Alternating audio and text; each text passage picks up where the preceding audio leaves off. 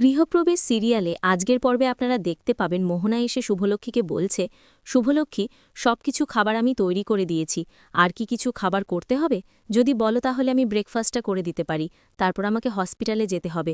তখন শুভলক্ষ্মী বলে, মোনা, এটা কি হচ্ছে? তুমি এরকম কেন করছো? আচ্ছা, এত মনে মনে ঘুমড়ে ঘুমড়ে মরছো তুমি, তবু তোমার বেস্ট ফ্রেন্ড যে সবচেয়ে কাছের বন্ধু, তাকে তুমি মনের কথাটা বলতে পারছো না? তখন মোহনা বলছে, আমি কোনো মুগলি, আমি তোমাকে সব কথাই বলবো শুভলক্ষ্মী।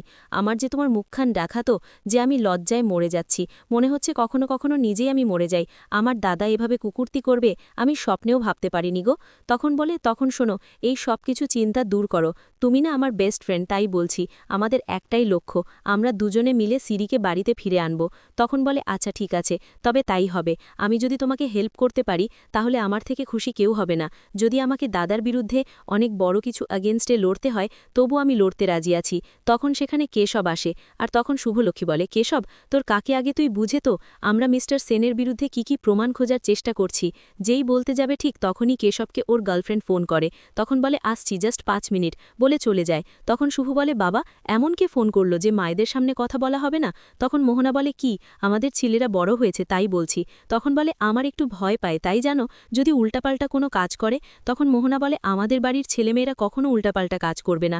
একটা শুধু চিন্তা হয়, যদি সিলেটটা আমাদের বাড়িতে আমাদের মতো মানুষ হতো। এদিকে দেখা যায় যে আরিয়া খুঁজে বেড়াচ্ছে একটা ছেলেকে, আর তখন শুটে ছেলেটা পিছু পিছু যায়। ছেলেটাও আরিয়াকে দেখে ভয়ে পালিয়ে যাচ্ছে। একটা জায়গায় দাঁড়ালে সেখানেও আরিয়া পৌঁছে যায়, সেখানেও দেখে ফেলে আরিয়াকে। তখন আরিয়া থেকে পালাতে আবারও যায়, কিন্তু আরিয়া ধরে ফেলে আর বলে, আমি তো কোনো কিছু ভুলই করিনি, তাহলে আমাকে কেন এগোটা কলেজে দৌড় করে নিয়ে বেড়াচ্ছ? তখন বলে, আমি জানি বাবা, তুমি কোনো ভুল করনি, কিন্তু তুমি আমাকে দেখে কেন পালাচ্ছ? শুধুমাত্র তোমার কাছ থেকে একটা আমি ইনফরমেশন নিব। তখন বলে, ও আমাকে প্রিন্সিপাল ম্যাম ডেকেছে বলে চলে যেতে গেলে আরিয়া বন্ধুরা আসে আর চ্যাংদলা করে আরিয়ার কাছে কলেজকে নিয়ে যেতে। এদিকে দেখা যায় সাজ আর সমু দুজনে ক্যান্টিনে বসে পড়াশোনা করছে, আর তখন সেখান করে ওরা লাইব্রেরিতে বসে পড়াশোনা করছে। আর তখন সমু ওকে পড়াটা ভালোভাবে বুঝিয়ে দিলে সাজ বলে, সত্যি এই চ্যাপ্টারটা বুঝতে আমার এত কষ্ট হচ্ছিলে, মনে হচ্ছিল আমি যেন বুঝতেই পারবো না গো। তবে হ্যাঁ, তুমি যখন আমাকে বুঝিয়ে দিলে তখন আমার একদম মনে জলের মতো পরিষ্কার হয়ে গেছে। কেন আমি ভাবতেই পারিনি যে তোমার মতো একটা সিনিয়রের সঙ্গে আমার খুব ভালো বন্ধুদের হতে পারে।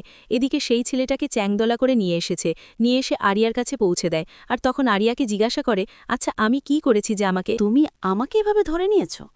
তখন বলে, ঠিক আছে বাবা, তুমি শুধু বলো, ওই যে সমু বলে ছেলেটা, তোমার বন্ধু তো, বেস্ট ফ্রেন্ড, তার ডিটেলস জানি, সে কে, কোথায় থাকে, কি বৃত্তান্ত, সব কিছু বলতে হবে। তখন বলেন, না বাবা, তুমি ওর সম্বন্ধে কিছু জিজ্ঞাসা করো না, ও সত্যি খুব ভালো গো, ও সত্যি সাদাসিদে, ও পড়াশোনা ছাড়া কিচ্ছু যায় না, তাই বলছি ওর পিছনে তুমি লেগো না। তখন বলে, যেটা আমি বলছি সেটাই করো, আর যদি আমাকে না বলো তাহলে কিন্তু তোমার আমি বাট্টা বাজিয়ে দেব, এটা মনে রেখো। এদিকে তখন সমু ভাবে, ও আদিয়ার সাজের সঙ্গে যা করেছে, প্রথম দিন থেকে আজও বা কী করেছে না করেছে কে জানে। তখন সাজকে বলে, আচ্ছা আরিয়া কি তোমাকে আজকে কিছু বলেছে? শোনো, আরিয়াকে তুমি সব সময় এড়ে চলবে, হ্যাঁ, যে তোমাকে ওই সব করবে, বুলি করার চেষ্টা করবে, তাকে তুমি পাত্তাও দেবে না। তখন সাজ মনে মনে বলে, সমুদা, তুমি যেভাবে বলছো সেভাবে যে হবে না, কারণ যে আমাকে বুলি করে সে যে আমারই দিদি, আমি কি করে ওকে এড়িয়ে চলব বলো? তখন সমু বলে, আরে বাবা সাজ, কি হয়েছে বলবে তো, আজ তোমাকে কিছু বলেছে? তখন বলে, না না, আমি অন্য একটা কথা, ছাড়ো তো। বলে, ঠিক আছে, আমি তাহলে আজ উঠছি। তখন সাজের হাতটা ধরে বলে, উঠছো মানে? আজ তুমি আমাকে এত সুন্দর করে চ্যাপ্টারটা বুঝিয়ে দিলে আর তুমি উঠছো? আজ ক্যান্টিনে একটু তো খাওয়া দাওয়া হতেই হবে, তুমি খাবে তো? চলো আমাদের গিয়ে ওখান থেকে চাউমিন খাই। তখন বলে, বাবা, তোমাকে যদি প্রত্যেক দিন পড়াশোনা বুঝায় তাহলে তো আমার টিফিনের খাবারটা বেঁচে যাবে গো, তুমি তাহলে আমাকে প্রতিদিন খাইয়ে দিবে। এটা নিয়ে তখন সাজ আর সমু দুজনে খুব হাসাহাসি করে। এদিকে দেখা যায় আরিয়া তখন ছেলেটাকে বলছে, আমি কোনো উল্টাপাল্টা কথা শুনতে চাই না, আমি যেটা বলেছি আমি সেটাই করতে চাই। ঠিক তখনই ওর একটা বন্ধু আসে আর বলে, ওই যে সাজ বলে মেয়েটার, ও সমু সিরিয়ালের সঙ্গে এই দুদিনের মধ্যে এত ভাব হয়ে গেছে, মনে তো হয় সাদাসিদে গুডগাল মেয়ে, কিছুই জানে না, কিন্তু আমার মনে হচ্ছে ওদের মধ্যে কিছু একটা কথা ঘটছে।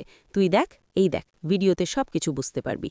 তখন আরিয়া ভিডিওতে দেখে হাসাহাসি করছে, আর তখন বলছে, আমার সঙ্গে 2 মিনিট কথা বলার মতো সময় নেই, আবার ওর সঙ্গে ঠিক তো হেসে হেসে কথা বলছে, এইসব বলে। তখন বলে, আচ্ছা ঠিক আছে, একটা কথা বলে, এসব কথা বাদ দে, এবার বলো তুমি যে বলবে কি বলবে না। তখন ঠিক আরিয়া এই কথাটা ভাবতেই আর বাবা ফোন করে, আর তখন ফোনটা ধরে বলে, ড্যাড, এই সময় তুমি কল করেছো, কিছু হয়েছে? তখন বলে, না না, কিছু হয়নি বেবি, আমি তোমার সঙ্গে তোমার কলেজের গেটের সামনে দাঁড়িয়ে কেশব ফোনটা কানে ধরে হাঁপাতে হাঁপাতে বলল, হ্যাঁ সত্যি বলছি, আমি তোমার কলেজেই এসেছি দেখা করতে। তুমি কোথায়? ওপাশে কিছুক্ষণ চুপ থেকে মেয়েটা অবিশ্বাসের স্বরে বলল, তুমি সিরিয়াস? সত্যি এসেছ? হ্যাঁ, তাড়াতাড়ি আসো, আমি গেটের পাশেই দাঁড়িয়ে আছি। মেয়েটা আর কিছু না বলে ফোন কেটে দিল। ফোন কেটে সে যেন আর স্থির থাকতে পারল না।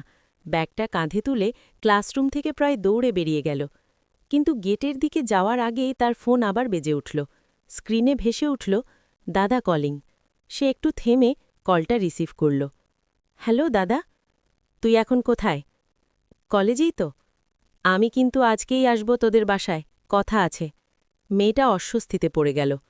না দাদা, আজকে না প্লিজ, আজকে বাড়িতে অনেক ঝামেলা আছে, আমি এখনও সব বলতে পারিনি, তুমি আজ এলে সমস্যা হবে।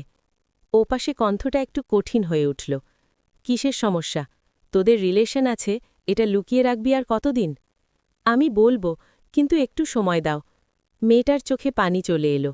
সে ধীরে বলল, দেখো, আমি এসব চাপ চাই না, তুমি হঠাৎ চলে এলে সব ভেঙে যাবে। ফোনটা কেটে দিয়ে সে গভীর শ্বাস নিল। তারপর আবার দৌড়ে গেটের দিকে গেল। কেশব অপেক্ষা করছে। এদিকে কেশব ফোনটা পকেটে রেখে চারদিকে তাকাচ্ছিল। হঠাৎ পিছন থেকে একটা কণ্ঠ শুনে সে চমকে উঠল। কেশব! সে ঘুরে দাঁড়িয়ে দেখল তার মা শুভলক্ষ্মী দাঁড়িয়ে। কেশব থতমত খেয়ে গেল। তুই এমন চমকে উঠলি কেন? ভূত দেখেছিস নাকি? না মা, কিছু না, আমি একটা কথা বলছিলাম কারোর সাথে। মা একটু সন্দেহের চোখে তাকালেন। কোথাও যাচ্ছিস? হ্যাঁ, কলেজে যাচ্ছি, ওদের নিয়ে খাওয়া দাওয়া করে আসব। ঠিক আছে, কিন্তু ফিরে এসে তোর কাকুর সাথে যে অনুষ্ঠানের প্ল্যান আছে সেটা নিয়ে বসতে হবে। আচ্ছা ঠিক আছে। কেশব দ্রুত সেখান থেকে বেরিয়ে গেল। শুভলক্ষ্মী চুপ করে দাঁড়িয়ে থাকলেন। তারপর ধীরে বললেন, কিছু একটা লুকাচ্ছে। ছোটবেলা থেকে ও কখনো আমার কাছ থেকে কিছু লুকোতে পারেনি, এবার কেন পারছে জানতে হবে। কেশব কলেজের সামনে পৌঁছে মেয়েটাকে দেখতে পেল। সে হাঁপাতে হাঁপাতে এসে দাঁড়াল। তুমি সত্যি এসেছ? আমি না এলে কি তুমি আসতে? ভয়? আমাকে? মেয়েটা মাথা নিচু করে বলল, তুমি আমাকে এখানে একা রেখে চলে গেলে কেন সেদিন? তুমি জানো আমাদের মধ্যে সম্পর্ক আছে, তবুও কেন? কেশব কিছুক্ষণ চুপ রইল। আমি পালাইনি, আমি সময় চাইছিলাম। সময়? তাহলে আমার সাথে জড়ালে কেন? বলবো, সব বলবো, কিন্তু আমাকে একটু সময় দাও। ঠিক তখনই দূর থেকে শুভলক্ষ্মী এসে দাঁড়ালেন। কেশব তাকে দেখে আবার চমকে উঠল। মা, তুমি এখানে? হ্যাঁ, তোকে ফলো করে এলাম। এখন বল, কে এই মেয়ে? দুজনেই চুপ। শুভলক্ষ্মী মেয়েটার দিকে তাকালেন। তুই কি কেশবের বন্ধু? মেয়েটা কাপা গলায় বলল, জি, মানে।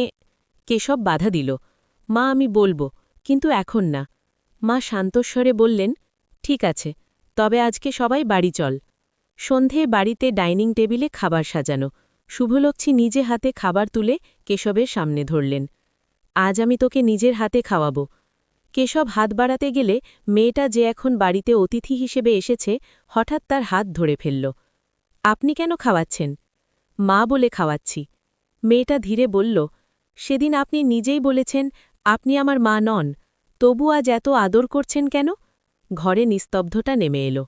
শুভলক্ষ্মী কিছুক্ষণ তাকিয়ে থেকে মৃদু হেসে বললেন, ভালোবাসা লুকিয়ে রাখলে ঝামেলা হয়, সাহস করে বললে পরিবার হয়ে যায়। এখন থেকে লুকোচুরি নয়, খোলাখুলি।